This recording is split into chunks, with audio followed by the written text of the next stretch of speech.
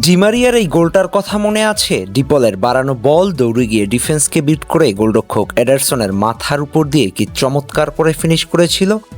সাথে সাথে স্টেডিয়ামে আর্জেন্টাইন দর্শকদের চিৎকারে মুখরিত হয়ে উঠেছিল। অপরদিকে ব্রাজিলের মাথায় হাত, বিশেষ করে ক্যাসেমিরোর চাহনি বলে দেয় সেদিনের গোলটা কতটা শক্ট ছিল ব্রাজিলের জন্য।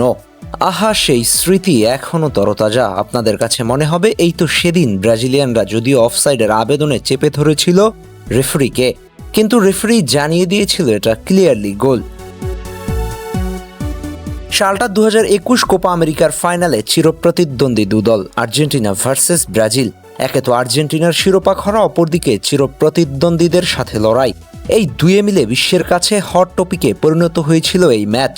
তবে তখনকার ব্রাজিল নামে ভারে আর্জেন্টিনার চেয়ে এগিয়েছিল। ম্যাচের আগেই এমন সব কথাবার্তা শোনা গিয়েছিল, মনে হচ্ছিল খেলতে নামার আগেই আর্জেন্টিনাকে হারিয়ে দিয়েছে তারা। তবে না, নামের বিচারে নয়, সেদিন আর্জেন্টিনা ব্রাজিলকে নাকানি চুবানি খাইয়েছিল পারফরমেন্সের বিচারে। ব্রাজিলের ঘরের মাঠ মারাকানায় ম্যাচের শুরু থেকেই দুদলের ভেতরে একটা অলিখিত যুদ্ধ শুরু হয়ে গিয়েছিল। একের পর এক ফাউল করতে থাকে দুদল। তবে মাঝ মাঠে আর্জেন্টিনার হয়ে ত্রাস ছড়াচ্ছিলেন একজন, তিনি আর কেউ নন, ডিপল। সবেমাত্র নয়া এসেছে দলে, কিন্তু একাই যেন সব সামলে নিচ্ছেন মধ্য মাঠে। ব্রাজিলিয়ানদের চোখে চোখ রেখে লড়াই করেছেন।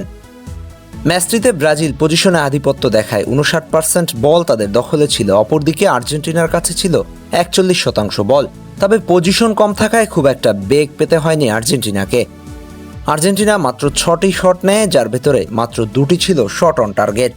অন্যদিকে ব্রাজিল নেয় 13টি শট, তবুও গোলের দেখা পায়নি, কারণ গোলের নিচে ছিল এমিলিয়ানো মার্টিনেজ।